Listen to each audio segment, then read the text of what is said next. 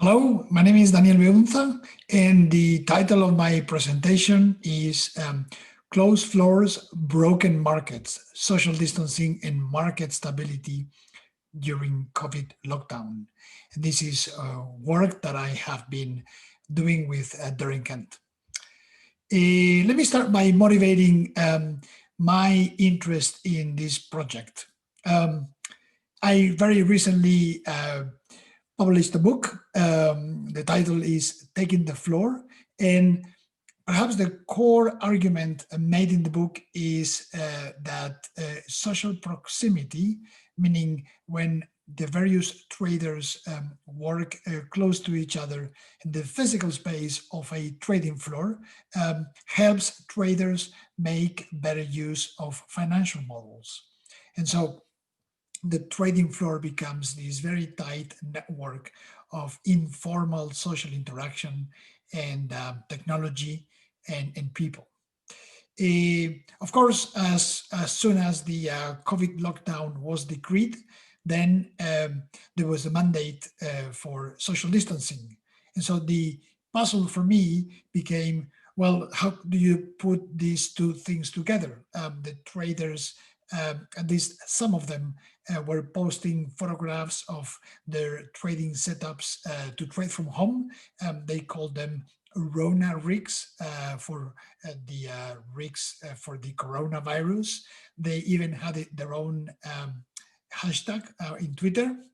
And so the question that I was asking myself is how can trading floors reconcile the benefits of social proximity with the requirement of social distancing?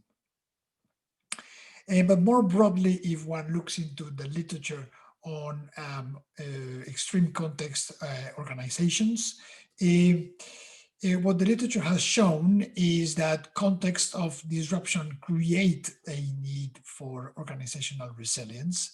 And this resilience is not simply about the people and the hierarchy and their identity, but also the material aspect of the organization. Although the authors, Halgren and others, they are careful to stress that this material aspect is one of the areas where the literature needs to develop further. So we're hoping to contribute to that literature. So the question that we are posing in this research project is how did banks achieve resilience in their trading floors during the COVID lockdown? And given the very special context they faced, and what does their experience imply for our existing conceptions of organizational resilience? The methodology that we have used is a form of online ethnography or digital ethnography. And so we interviewed traders and bankers in the city of London, as well as other financial centers. We also had a very unique exchange with a senior banker in the city, 5 formal interviews, but also a constant back and forth on instant messaging in WhatsApp over the course of the lockdown, the COVID lockdown, and between March and September. So basically, I would get daily messages, sometimes more than once a day, where I was getting an ongoing commentary about what the financial press was pointing out. And so it was just a really wonderful source and something that would not have been possible, at least in this shape and form, before mobile telephones, because of course, as we know, WhatsApps are not monitored by the banks. And so it created a space in which that banker could communicate with me. And so we not only got documents from that banker, but also the highlights of what specific press articles are interesting and revealing. And then we also engaged in other forms of, uh, mm, I think, knowledge creation, although they're not typically seen as research, which is an event organization, and then we benefited from the comments of the practitioners who attended, and then 2 press articles, and again, the reactions. So the starting point of our research was very, very soon after the first bits of market turbulence. So as soon as March 9th, the press began to report an extraordinary level of volatility in the market. And around this time, I began to communicate on instant message with the senior banker, and I'm showing you here how the instant messaging screen of my mobile phone was looking like. And I obtained from him this photo of a screen in his bank that showed that it was not just simply that the market was reacting to the expected costs of the pandemic, but rather that there was a high degree of volatility and oftentimes extremely wide price differences between the price at which people were willing to buy and the price at which people were willing to sell. And these high spreads is revealing of situations where the market is sort of broken. And so when you have a situation like this with a lack of liquidity, what that is suggestive of is that the social and technological networks that are behind the smooth running of the market have been damaged. And so it was at this point that our sociological antennas were sort of like activated. And so the message that was coming out of this was that work from home could be causing market volatility. And so we very quickly understood that there was this relationship between macro level outcomes in terms of market-wide volatility and in organization level dynamics such as resilience. So what we decided to do was to inquire into the mechanisms of resilience of the various banks that are operating in the City of London. So what we did was we began to interview traders and bank executives, and very quickly we began to see some interesting patterns. So, for instance, in an interview that we conducted on April 14th with an executive at a Wall Street bank, one of those banks that when you say big and important Wall Street bank, you think of this bank A would be perhaps everybody's usual suspect. And so she was telling us, we are incredibly busy at the firm. So, we thought that they would be in trouble, but this is what she said. You'll see in the first quarter figures just how much money the bank is making. We are going to make a killer quarter. And of course, this was shocking to us. This bank is doing something right, but what is it that it's doing? And so then she explained that one of the things that she was most happy with was the communications policy at the bank. And so she was explaining, we get a daily update that it's very useful with the facts and the figures, because you know what, I just read the update and I don't bother with almost like reading the press. And I trust my bank, and people are very rigorous. We have certain standards. So this is why I trust it. And furthermore, we also get these very personal communications from the heads of investment banking. And the emails are chatty, they're clever, they're not scripted. And so people are really feeling that we're all in this together. And they're working harder for that reason. And so it became clear that it did seem that organizational identity was behind some of the effectiveness that we were seeing in some of the banks. But what is even more interesting is that not all the banks were experiencing this dynamic. So, for instance, this same executive was explaining to us that the shift to work from home had been executed extremely well, but that at the bank where her husband was working for, which is bigger, but also it's one of those European banks that are typically not coming up number one or number two in the any of the rankings for the various asset classes.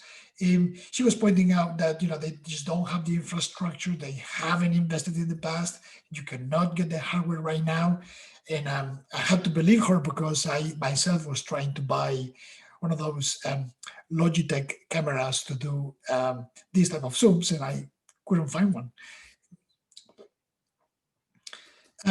We then spoke to other bank executives. It was very revealing to speak to one who was explaining to us that he was so pleased because look, I did not even have a laptop on March 16th, but the bank sent me two screens. I was able to just get my Bloomberg keyboard from the office. I then got a voice over IP, and you know what? The setup I have at home is just spectacular.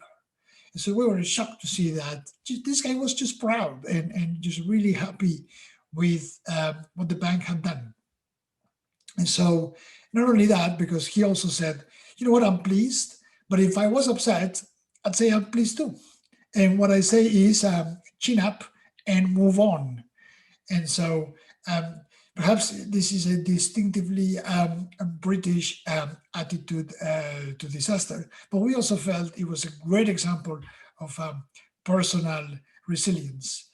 And then when we asked the trader about other banks and how are other banks doing, he was very clear that it was his and other banks, which were American Wall Street investment houses, that they were doing particularly well, and that whereas the European banks were not quite doing so well. And so we saw again this pattern of divergent performance, which is something that Alan Mayer already found in his paper on organizational jolts, in which he ascribed to different ideologies. We continued doing our research, and we spoke to yet another executive at yet another Wall Street bank. And what we got from speaking to him was that the ways in which they had thought about resilience based on the experience of 9/11 had to be radically updated. They had a disaster recovery site, which was essentially aimed at replicating the social technical and material networks that you had on the main trading floors. And what they realized is that this is no longer what they wanted. That in fact, what they wanted was the opposite. They wanted to disintegrate the whole idea of a centralized location so as to avoid contagion. And so this led us to think that, of course, it was not simply about identity, but also resilience entailed changes in the material setup of the trading floor. We were able to understand this a little bit better, um, and we eventually understood that this firm had done a lot of extremely refined thinking about how people and machines were connected to each other. And so he explained that, if there's a team of people that are talking to each other every day and they are essentially in the same desk, um, you can take those guys and put them apart, send most of them home, and that will work fine because they are sufficiently um, aligned when it comes to their broader understanding of the job. Instead, what you want to do, if you are going to have some people trading from the actual main trading floor, is to have those there that are from different teams, because it's that interaction that reveals things that people might not necessarily know that they need to know. And so the idea is, do not try to replicate the concept of the desk. Um, teams can be divided across different media, but the networks across the various teams, in the case of a bank, the desks, those still benefit from the spatial, from sharing the same space. And so what we understood there is that there's a very clear socio-technical perspective that these bankers had developed, and that this is something that we need to explore further. So the emerging findings that our research has produced for now, and these are just extremely emerging at this point, is that resilience needs to be understood as the reconfiguration of a socio-technical network that includes humans and non-humans, and that there's a material aspect to resilience, and there's the identity and culture aspect to resilience as well. And that was very clearly at play in the contrast between Wall Street and European banks. And so what we now need to do is to better understand how do identity and materiality, what is the interplay between those two. And if we do that, and if we manage to come to a better understanding of what actually happened in the world's trading floors during the high turbulence of March 2020, we might perhaps be better able to understand what policies might have been required to address it. And so I would like to leave you with a final thought, which is in the form of a question. Could the market turbulence of 2020 and the mini bailout created by the Federal Reserve in March, could that have been avoided with greater organizational resilience on Wall Street? And I will leave it at that. Thank you very much.